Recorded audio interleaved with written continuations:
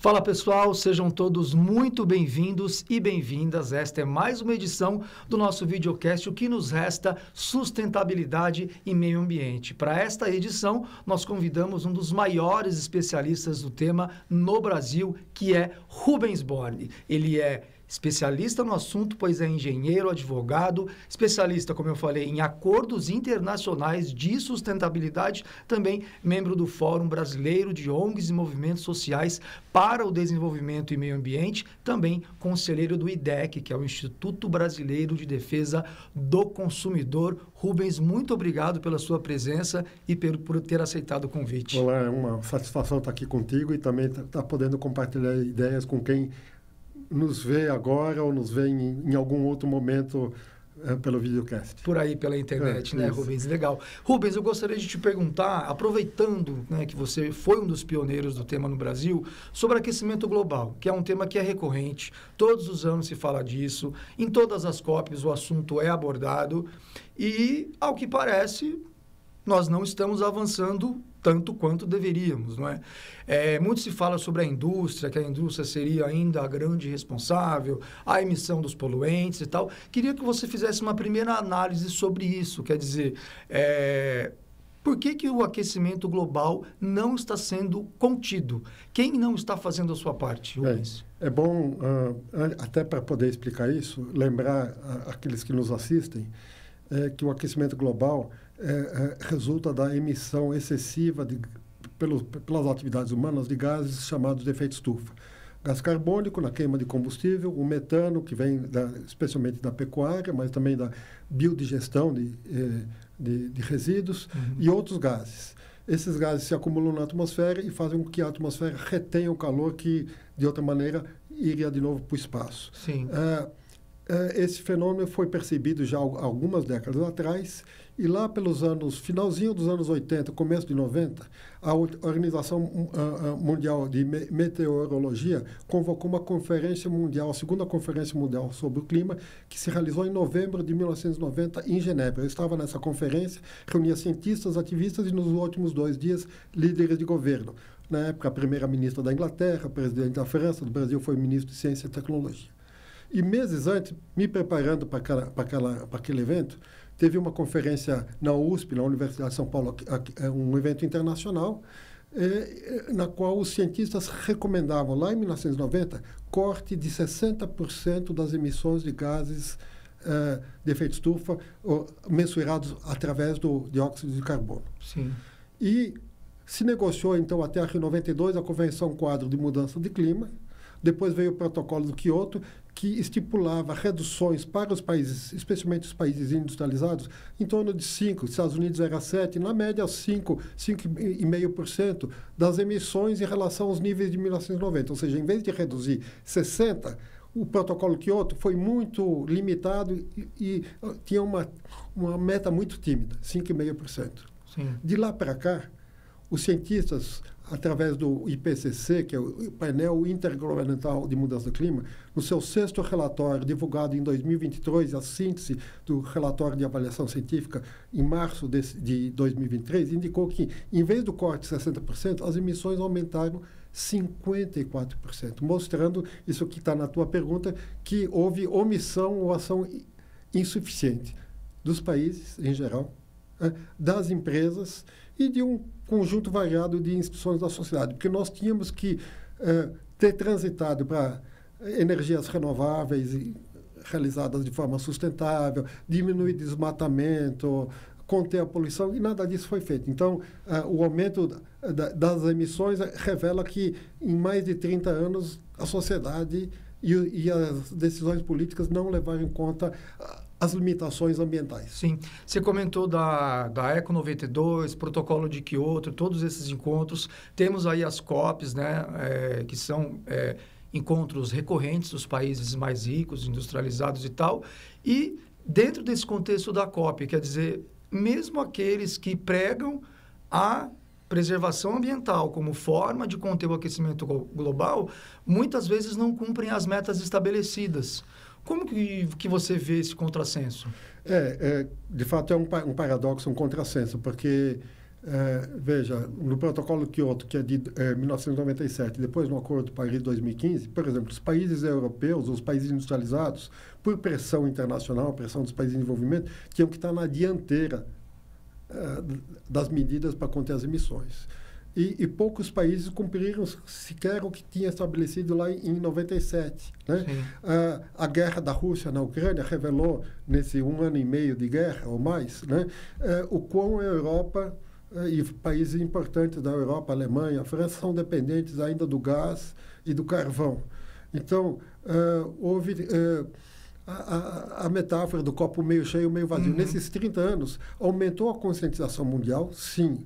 Você vê hoje mobilização da juventude, né? Jovens, adolescentes em todo o mundo fazendo protestos, reivindicando ações. Inclusive, em vários países, há ações judiciais de jovens cobrando a omissão, uma ação insuficiente dos seus governos. Um caso famoso é um caso da Holanda, foi o primeiro caso de ação judicial onde uma comunidade de jovens entraram na justiça holandesa reclamando que o governo holandês não tinha feito o suficiente. Então, e foram condenados, não? Ainda está tramitando. Né? Mas, por exemplo, no Equador, comunidades indígenas entraram via Ministério Público do Equador, também com uma ação contra uma empresa de petróleo, porque a empresa de petróleo acabava, na exploração, provocando danos aos ecossistemas e aos territórios onde vivem essas populações indígenas. Dentro do Equador, houve vitória para as comunidades afetadas e a empresa de petróleo teria que ressarcir os danos. Só que ela recorreu a uma comissão de arbitragem internacional muito poderosa e que cancelou a condenação que essa empresa tinha tido no Equador. Então, você tem resistências de várias partes.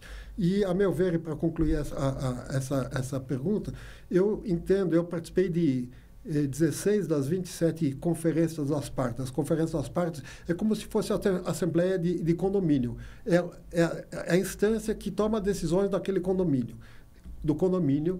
sobre mudança de clima, do que reuniu os vários países. Sim. E eu imagino que os países não tomam decisões ousadas para não prejudicar a economia e, portanto, as empresas. Então, há uma inércia do sistema econômico em avançar. Sim. Veja, a COP que foi feita em 2021, na cidade escocesa de Glasgow, prometeu reduzir as emissões de metano em 30% até 2030. Eu não creio, pelos dados que nós temos, que isso será alcançado. Agora, Rubens, o Brasil... Oi. Um minutinho, a gente vai dar só uma pausa rapidinho, porque chegou o moço do ar-condicionado. Ah, tá. Aí a gente prossegue daqui. Isso, dessa pergunta. Tá bom. Está indo bem ou está muito... indo ótimo. Aí eu começo já olhando para ele, né? Como se fosse continuidade mesmo. Isso, como se...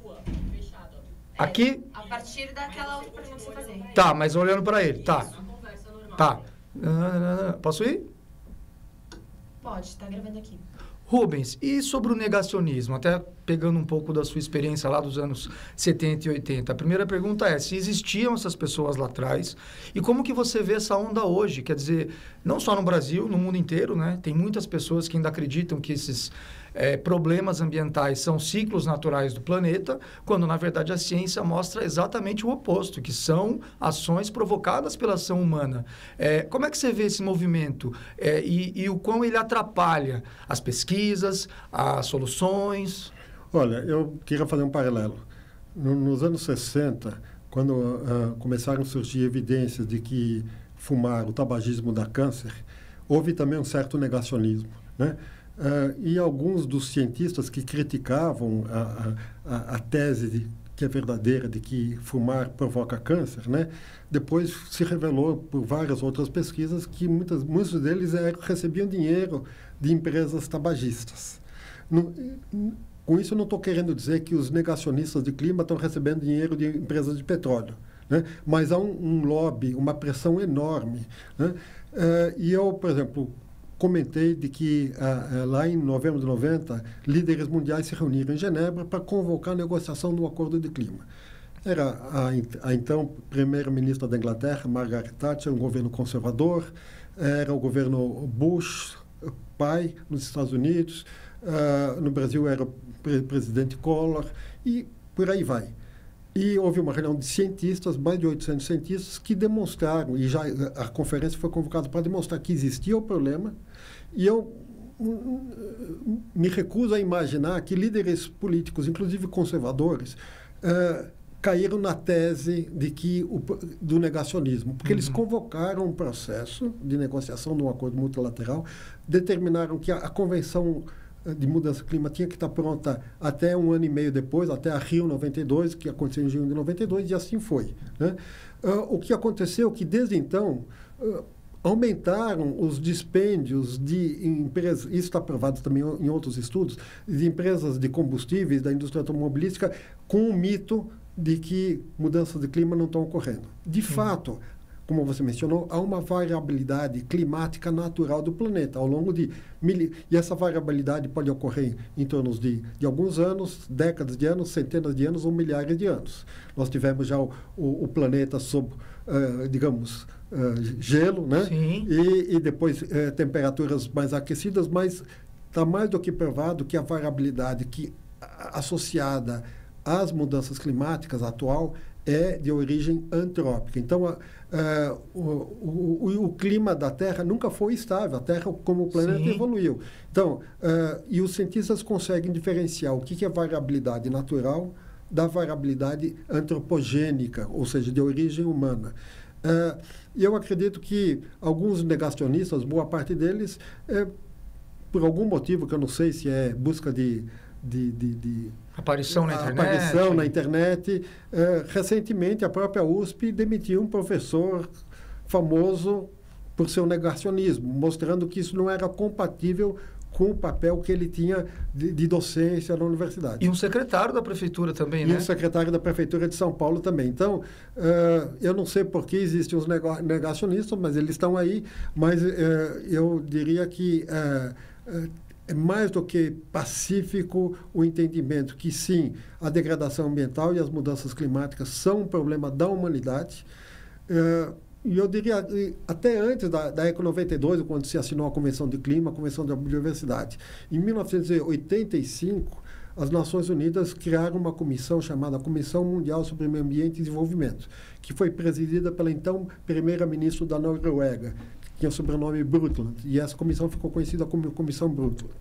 E em 2 anos, eles fizeram audiências públicas em vários lugares, inclusive em São Paulo, foram a Cubatão, que na época era a cidade mais poluída do mundo, aqui no litoral paulista, e em 1987 publicaram um relatório chamado Nosso Futuro Comum, mostrando que havia várias crises ambientais, né? E falavam todas essas crises, a crise da poluição, a crise do clima, já naquela época, 1987, são reflexos de uma crise civilizatória, de um modelo de desenvolvimento que não é sustentável, que é perverso por manter desigualdades, concentrar a renda num lado e gerar poluição por outro. Então, esses problemas são conhecidos há muito tempo, mas a gente sabe que existe um jogo de interesses econômicos e políticos e que impede, e por isso que eu falei, de uma inércia na aplicação desses acordos globais. Porque as mudanças em si, a gente não precisa ir muito longe, né? Só aqui em São Paulo, por exemplo, inverno. É mais um inverno onde tem notícia de que não está sendo tão frio assim. No verão também tivemos as notícias de que não seria um verão tão quente. E aí em outros países, recorde de calor, mortes em decorrência de calor, queimadas, enchentes, inundações frequentes, corriqueiras todos os anos. E, segundo as pesquisas, tudo por causa, muitas vezes, desse aumento que a princípio pode parecer pouco, que é 1,5 graus Celsius, mas que pro planeta tem um efeito muito pesado, né? Eu queria que vocês esmiuçassem esse limite, assim, quer dizer, 1,5 graus não é o que a gente sente, né? Do tipo, tá 20 graus, aumentou para 21,5 de temperatura, não é isso, né? Como que se aplica esse limite? Como que ele explica, na verdade, essas mudanças, essas catástrofes?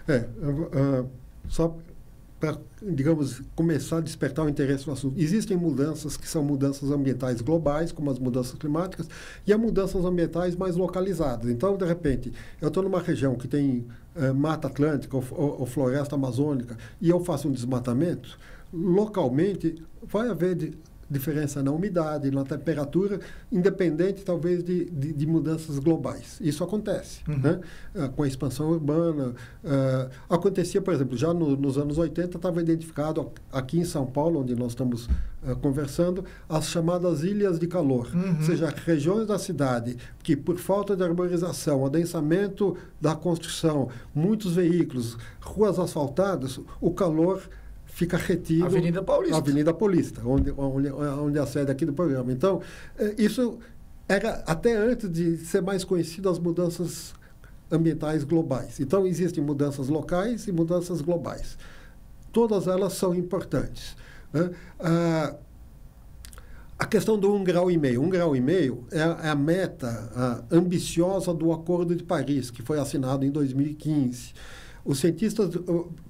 E 1,5 grau se refere à temperatura média na superfície do planeta.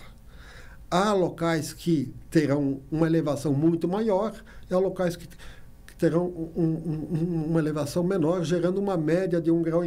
O Acordo de Paris fala em limitar o aquecimento global a menos de 2 graus Celsius, evitando esforços para ser menos que 1,5. Segundo os cientistas, já aquecemos o planeta, em média, em cerca de 1,1 grau Celsius acima do que ela existia lá em meados do século XIX. Né? Então, nós temos uma margem muito pequena. Segundo as promessas feitas pelos países e a ação insuficiente, o planeta talvez vai aquecer em média, no final desse século XXI, de 3 a 4 graus. Em média. Como é média, por exemplo... O que provocaria? Provocaria, por exemplo, no Nordeste brasileiro, segundo cientistas, inclusive do INPE, poderia ter aumento de temperatura em média de 6 a 8 graus, porque em alguns lugares vai aumentar muito, outros vai menos, para dar uma média de 3 graus. No Rio de Janeiro, segundo o professor Dr. Carlos Nobre, que é um dos cientistas do IPCC, em recente palestra, ele falou que no próprio Rio de Janeiro talvez tenhamos temperaturas acima de 43, 45 graus Celsius. E o pessoal da área de medicina fala que o corpo humano aguenta até certo nível de temperatura e umidade. Acima disso, os nossos sistemas deixam de funcionar e, portanto, poderia haver muitos casos de morbidade, ou seja, doenças de mortalidade. Limitar a temperatura é importante. Como que se chegou nesse 1,5 grau? Com os estudos científicos mostrando tanto que aumento de temperatura causa degelo lá no Polo Norte, no Polo Sul, ou nas cordilheiras. Algumas espécies podem desaparecer. Então, os cientistas têm... E esses estudos são identificados pelo IPCC, que é o painel intergovernamental que reúne milhares de cientistas que analisam também milhares de pesquisas que existem no mundo em relação ao tema e chegam às conclusões e apontam as suas recomendações para que as decisões políticas ou empresariais sejam tomadas. E é isso que nós falamos que tem uma certa inércia. Sim. Mas é inequívoco que o planeta está numa crise, se fala em emergência climática, né? Em algumas cidades no Brasil, Recife foi a primeira delas, salvo engano meu, a decretar emergência climática. É diferente do estado de calamidade, porque a emergência climática se pretende fazer um alerta para a sociedade e um alerta para os gestores públicos a começar a investir onde deve. Então, por exemplo, em energia renovável em vez de expansão da exploração de combustíveis fósseis, em medidas que se fala de adaptação. Então, se tiver lugar que vai ter enchente e vai danificar o sistema de esgoto, já tem que começar a pensar num outro sistema de esgoto para ele poder estar funcionando, porque esgoto, digamos, não pode estar inundado por água de chuva. Então, sim, tem uma série de medidas a serem tomadas e a emergência climática permitiria acelerar essas medidas. A gente já vai detalhar essa questão das fontes renováveis, que eu gostaria de detalhar um pouquinho com você, mas antes eu queria só entrar um pouco no campo político, né? Você citou da inércia, né? E falar sobre o Brasil, né? O atual presidente Lula assumiu com compromissos ambiciosos no campo ambiental, segundo ele próprio, para reverter e aí também não é só ele que está falando, são os próprios cientistas, reverter um desmonte que houve nas políticas públicas do governo federal anterior, quando o Brasil ficou isolado do mundo, quando houve recordes negativos, né, de desmatamento, queimadas e tal, o Brasil não ficou bem visto, teve embargo às nossas exportações, enfim, teve o Brasil isolado nas cúpulas, tudo isso. E aí eu queria perguntar sobre o papel do Brasil no mundo. O Brasil que sempre teve esse protagonismo, né, na questão ambiental. Aparentemente, o presidente Lula, pelo menos do que a gente noticia, está tendo um papel positivo lá fora, né? Tem se encontrado com os líderes importantes, procurando costurar acordos importantes ambientais.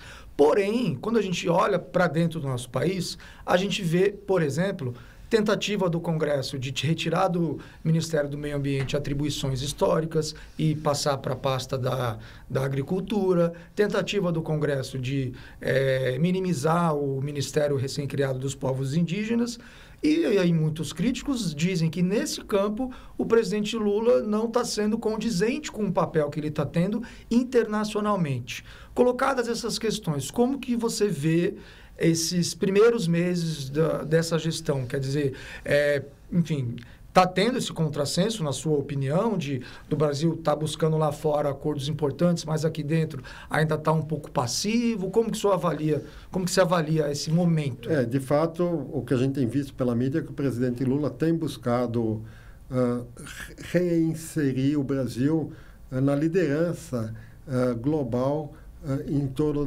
das ideias de sustentabilidade e de proteção climática, inequívoco. Entretanto, há muitas vezes uma incoerência, e já existia em governos anteriores, no governo Fernando Henrique, nos primeiros mandatos do presidente Lula, uma incoerência entre posições de política externa e posições políticas internas, porque internamente tem que acomodar diferentes setores. Né? Governabilidade, centrão, e ainda mais num governo que é mais diferente e amplo do que os seus primeiros 2 mandatos. Né? Então, tem que acomodar as várias questões. Foi uma vitória, sim, dos povos indígenas a criação do Ministério de Povos Indígenas, e era uma medida que foi demandada por outros conjuntos da sociedade. No campo institucional, a própria ministra Marina Silva está demonstrando empenho em retomar, em reconstruir o CONAMA, o Conselho Nacional do Meio Ambiente, que é um órgão que estabelece normas e padrões de controle de poluição, foi retomado em maio. Eu agora estou pela primeira vez exercendo um mandato no CONAMA e na Câmara Técnica do CONAMA sobre mudanças climáticas, que teve reunião agora, a primeira reunião recentemente, no mês de julho de 2023, tentando estabelecer quais são os parâmetros condizentes com isso que está anunciado para fora e que a gente quer ver implementado aqui dentro. Então, certamente, nós temos com muitas contradições ainda por conta da situação política doméstica. Por exemplo, nós defendemos no Fórum Brasileiro de ONGs e Movimentos Sociais sobre Meio Ambiente e Desenvolvimento e nas outras ONGs que eu ajudo a participar, a Fundação Esquel, o IDEC, a moratória para a abertura de novas explorações de combustíveis fósseis. Ou seja, não queremos exploração de petróleo na foz do Rio Amazonas, nós não queremos o gás do fracking, que é do fraturamento hidráulico, que é uma das formas mais poluidoras de exploração de gás. Nós precisamos acelerar a transição energética e investir em energias renováveis, mas realizadas de forma sustentável, né? Seja eólica, seja solar, porque também, às vezes, houve projetos de fazendas de energia solar que foram implantadas em algumas comunidades sem respeitar direito das comunidades, sem se incomodar com o incômodo que causa para os seus vizinhos. Então, há muita incoerência ainda, mas nós estamos avançando. Nós acreditamos que a realização da 30ª COP, a Conferência das Partes de Mudança do Clima, no Brasil, em 2025, foi uma proposta feita logo 2 dias depois do resultado do segundo turno das eleições, uma proposta feita pelo Fórum Brasileiro de ONGs e Movimentos Sociais, o FBONS, ao presidente Lula e ao vice-presidente Alckmin. Foi ideia exatamente colocar luz onde não houve luz nos 4 anos anteriores. E quando tem luz, a gente vai ver que tem partes bem iluminadas e tem sombras. Né? E a gente quer eliminar as sombras, essas incoerências.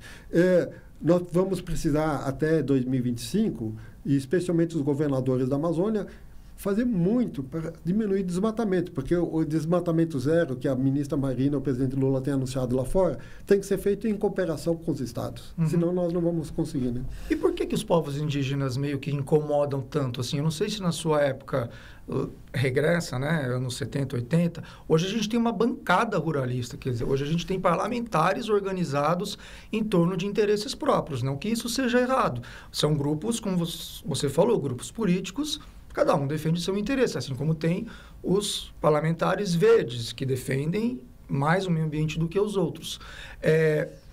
Por que quando a gente fala em povos indígenas, a gente tem essa divisão, essa divergência?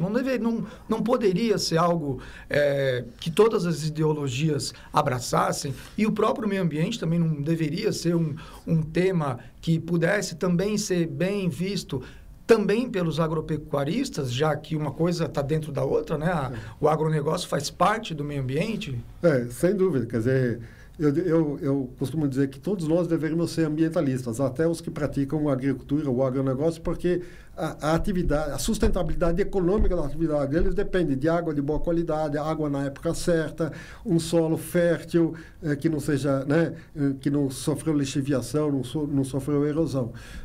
Entretanto, aí eu estou invadindo a área de antropólogos e psicólogos, talvez no imaginário, na cultura dos habitantes, dos habitantes aqui do Brasil, permanece uma ideia lá da carta de Pero Vaz de Caminha, quando Cabral chegou ao Brasil. Essa terra imensa, tem recursos inesgotáveis, ilimitados, podemos avançar, ainda vai sobrar mais.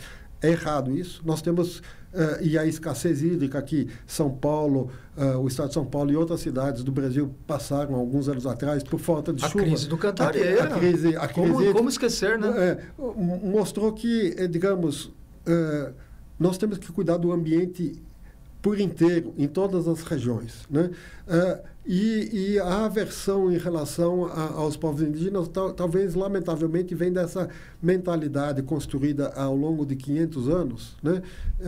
Que os considera como obstáculos à ocupação, que inicialmente foi europeia, ao né? desenvolvimento. Ao desenvolvimento, né? Atualmente se fala, e é bom que se fale, do racismo estrutural, mas, em geral, quando a gente fala do racismo estrutural, é especialmente em relação aos afrodescendentes, e a gente faz pouca, quase nenhuma conexão com os povos originários, os Sim. povos indígenas, né? Existe racismo estrutural em relação aos povos indígenas, tanto assim que não existia até recentemente, até esse ano, um Ministério de Povos Indígenas. Tanto assim que uma legislação mais protetora dos índios só foi aprovada na Constituição de 88, no artigo 231, né?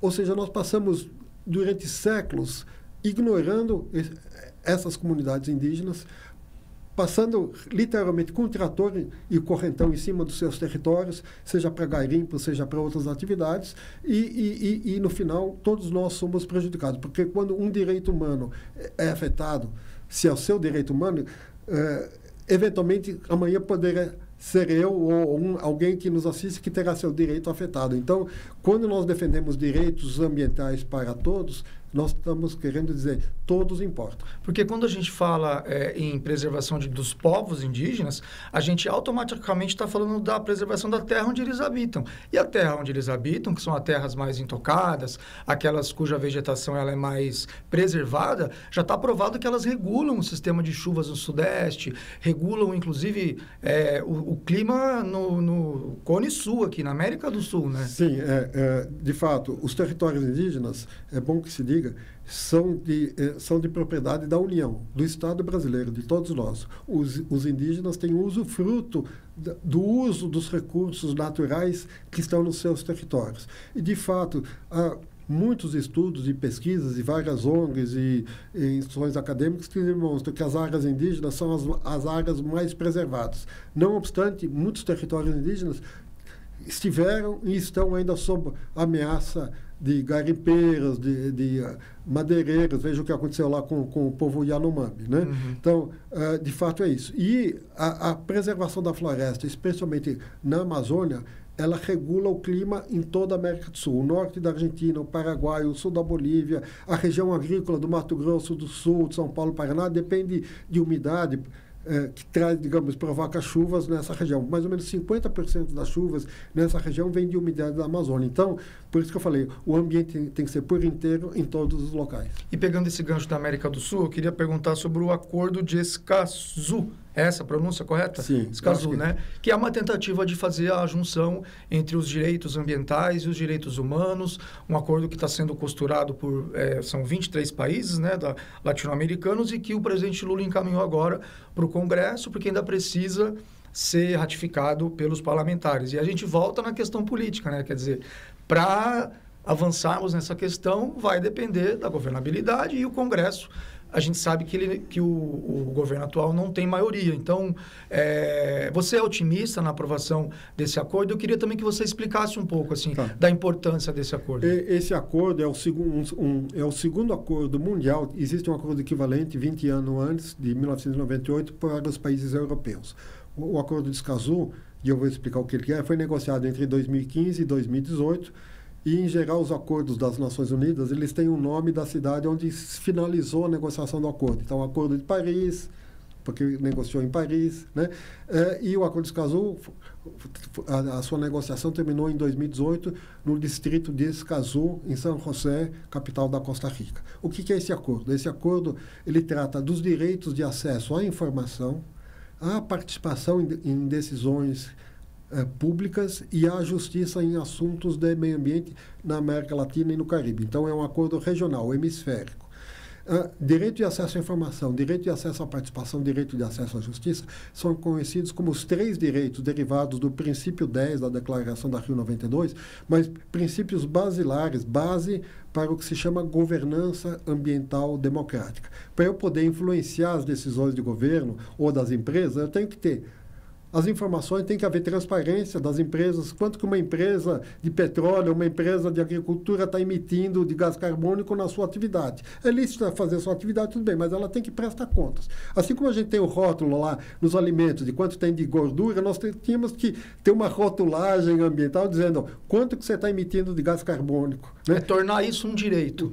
Tornar um direito. Então, o Acordo de Escazú estabeleceu regras na América Latina e no Caribe sobre direitos de acesso à informação, participação e justiça. O Brasil já tinha, desde o começo desse século, uma lei de acesso à informação ambiental e cerca de 10 anos depois, um pouquinho menos, veio a LAI, a Lei de Acesso à Informação, que é uma lei de procedimento de como que eu posso requisitar informações. A lei anterior estabeleceu que informações ambientais eu posso ter.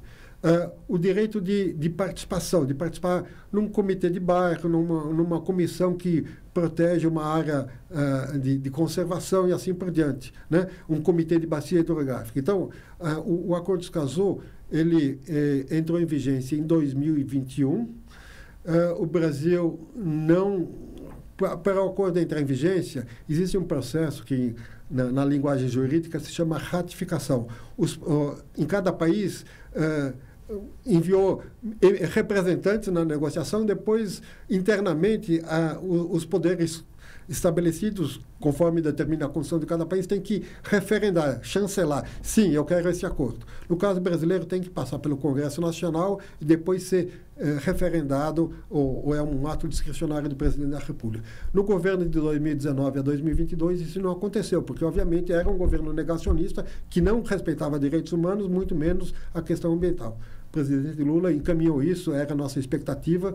Lá na carta que nós sugerimos ao presidente Lula e ao vice Alckmin fazer a COP30 no Brasil, nós reivindicamos, enquanto FBONS, também a ratificação do Acordo de Escazú, encaminhou, começou a tramitação há algumas semanas atrás, terá que passar pela Comissão de Relações Exteriores da Câmara dos Deputados, Comissão de Constituição e Justiça, Comissão de Meio Ambiente, depois ir para o plenário, depois vai para o Senado. Então, é um processo longo.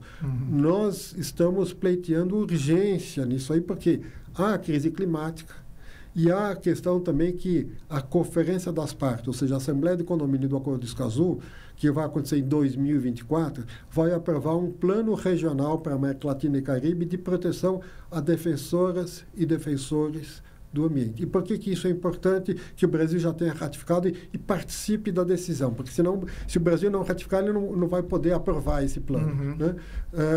Porque a região da América Latina e do Caribe é a região do mundo com o maior número de assassinatos de indígenas, de defensores do ambiente, defensores da terra, de assentamentos humanos. O Brasil muitas vezes está em segundo ou terceiro lugar, é um triste recorde em termos de assassinatos e violência. Veja o caso que aconteceu em 2022 do jornalista e do indigenista lá na fronteira. Dom Felipe. Exatamente, e o Bruno, né? O Bruno. Então, nós precisamos desse acordo. E esse acordo propiciará o Brasil. O Brasil já tem lei de acesso à informação, está retomando a participação em conselhos e comissões de políticas públicas, já tem varas e promotores de justiça especializados em meio ambiente. Então, esse acordo permitirá ao Brasil avançar ainda mais na proteção de defensores. Rubens, eu queria finalizar falando sobre energia, né? Sobre fontes renováveis, né? Você comentou já por cima. E a gente sabe que o Brasil é um país que ainda é majoritariamente um país que utiliza energia hidrelétrica, né? Nós temos hidrelétricas que estão entre as maiores do mundo, e apesar de ser uma energia considerada renovável, dependendo de como ela é construída, ela também provoca impactos, né? Provoca alagamentos, ela altera ali a paisagem, o relevo daquela região. E aí a gente tem, por outro lado, vários outros tipos de energias. Energia solar, energia eólica. O Brasil é um país solar, o Brasil é um país continental, né? Eu queria que você usasse a sua experiência para tentar, né, encontrar uma resposta de por que essas outras modalidades não avançam a nível de terem um peso importante, de minimizar a nossa dependência dos rios. Uma das razões que eu imagino que está por trás disso é concentração de poder. As grandes hidrelétricas exigem grandes construtoras e grandes empresas para depois operar o sistema. Isso concentra poder. Um sistema descentralizado de energia solar, com placas nas casas, é descentralizado, não gera poder, né? Gera benefícios, né? Então, esse é um aspecto político-econômico importante. Portanto, há setores da construção pesada de infraestrutura. Eu trabalhei na construção de Itaipu, eu sei o que é o lobby e os impactos de grandes hidrelétricas, né? Então, eu queria trazer, por exemplo, um exemplo de uma pesquisa feita há quase 20 anos, numa organização não governamental, que eu fui diretor, o Vite Civilis, dados de 2004. Na época, o Brasil tinha instalado mais ou menos um potencial de eletricidade de cerca de 100 mil megawatts, né? E segundo dados da então Eletrobras, 18% desse potencial era utilizado para aquecer água em chuveiros elétricos. E usar eletricidade para aquecer água, do ponto de vista da física, é a forma menos eficiente de aquecer água, né? Isso poderia ser revertido. 18% representava, na época, a construção de uma usina atômica, Angra 3, e 3 hidrelétricas, Geral e Santo Antônio, que foram construídas lá na Amazônia, né? E nós identificamos que poderia ter sido evitado isso se a gente tivesse uma política, de fato, de disseminação de aquecedores solares de água. São placas diferentes das placas que geram eletricidade, para aquecer água. E com isso nós poderíamos economizar muito dinheiro, causar menos impacto ambiental em povos indígenas, em unidades de conservação, porque nós não teríamos necessidade de construir tal número de hidrelétricas num curto período de tempo, né? Então, são questões de política energética que às vezes se olham só para as modalidades mais tradicionais e não dão espaço para as novas energias renováveis. É bom que se diga, e com isso eu quero concluir, que também grandes fazendas de energia solar, onde tem centenas de placas, ou empreendimentos eólicos que têm sido instalados, especialmente no Nordeste brasileiro, muitas vezes têm sido instalados sem considerar o impacto de vizinhança nas comunidades. As comunidades não são consultadas, não são avisadas, o terreno da sua casa, da sua chácara perde valor. Então, é preciso considerar os impactos sociais e econômicos das novas renováveis que têm que ser implantadas de forma sustentável também, como você mencionou. Então, o que nos resta, como diz o programa, é estar muito atento para todas as implicações disso e acelerar a transição energética e outras transições, se a gente não quer ser vítima do aquecimento global, né? Porque quando a gente olha, por exemplo, assim, para uma fazenda, não sei se é esse o termo correto, uma fazenda solar de hélice, né, de energia eólica no Nordeste, por exemplo, uma pessoa leiga, que não é especialista como você, logo pensa, nossa, mas o Nordeste é tão grande e venta tanto.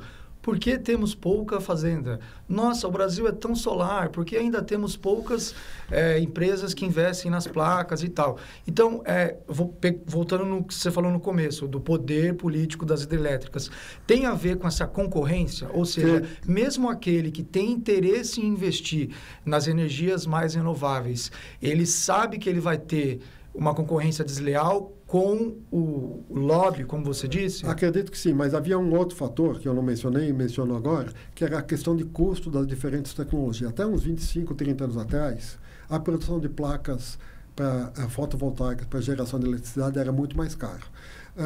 A instalação das hélices eólicas também era cara.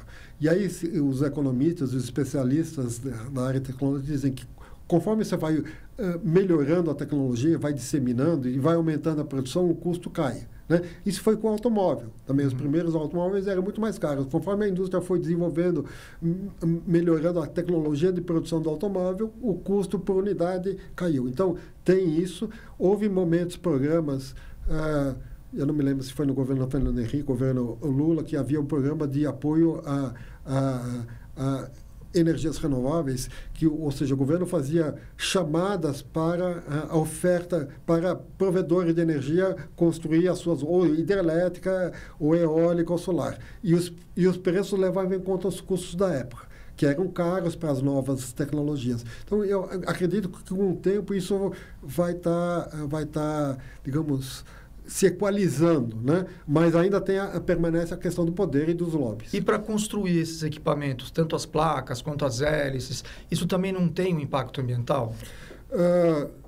Parte das nossas placas, se não todas, são ainda importadas, né? E, obviamente, toda atividade humana gera algum impacto, né? A agricultura gera impacto. A gente pegar água em represa, em rio para abastecimento humano pode gerar impacto para se a gente não tratar o esgoto, ou pode gerar impacto na construção da captação e do sistema de tratamento. Então, de novo, a preocupação e os estudos de impacto ambiental ajudariam os tomadores de decisão, seja no mundo privado ou no mundo público, a tomar decisões que levam em conta os impactos e usar as tecnologias que são mais acessíveis do ponto de vista de custo e também menos prejudiciais do ponto de vista de impacto social e ambiental. E para fechar mesmo agora, eu queria falar da biodigestão, né, que a gente não citou. Ela tem avançado, a gente inclusive... O nosso videocast nasceu de uma série específica sobre reciclagem, onde a gente falou sobre isso e tal, e vimos na época que isso ainda engatinha no Brasil, não é? Lamentavelmente engatinha, né? Especialmente nas cidades, porque, digamos, ainda não há adequada separação dos diferentes tipos de resíduos, né? E quando há, eu mesmo tenho o privilégio de morar em casa, eu separo os resíduos orgânicos dos recicláveis e dos não recicláveis. Mas os orgânicos eu faço compostagem, não compostagem que se diz aeróbia, ou seja, né? Para não gerar muito aquele líquido, aquele chorume, né? Mas ainda engatinha, especialmente na agricultura familiar e no agronegócio, a biodigestão poderia ser um campo. Há também opções de biodigestão em tratamento de esgoto, mas nós também estamos devendo muito nessa área, né? E aí entra no que você comentou, quer dizer, precisa realmente ter um respaldo de empresas que custeiem e de governos que apoiem, né? E eu diria, sobretudo, um respaldo da sociedade. Eu costumo dizer, me referindo à mudança de clima, e vou pegar a pergunta, o nome do programa, o que nos resta? Se nós não queremos ser cúmplices do aquecimento global, da poluição, da falta de biodigestores, nem queremos ser vítimas dos impactos do aquecimento global, só nos resta uma coisa: ação, conscientização e demandar os decisores, no mundo privado ou no mundo político. Tomem as decisões. Nós, cidadãos e cidadãs, queremos um mundo limpo, queremos um mundo sustentável. Então, o que nos resta é agir. Muito obrigado, Rubens. Que a nossa conversa, então, inspire as pessoas a agirem. Agradeço demais a sua presença aqui no nosso programa. Tá bom. Obrigado pelo convite, pela oportunidade. Nós que agradecemos. Essa foi mais uma edição do nosso videocast O que nos resta, sustentabilidade e meio ambiente, que teve a minha apresentação, Luciano Penteado, e toda essa equipe bacanuda aqui, que é a produção do Felipe Vidal, a pauta do Caio Canavieira, o estagiário Rodrigo Nava e a nossa equipe técnica, a Gisele Sartini e a Marina Orfali. A nossa gerente de jornalismo é a Valesca Quintela. Nos acompanhe nas redes sociais aqui do Jornal da Gazeta, Instagram, também no nosso canal no YouTube e também trechos da nossa conversa nas nossas redes sociais. O videocast O que nos resta fica por aqui e até a próxima. Tchau!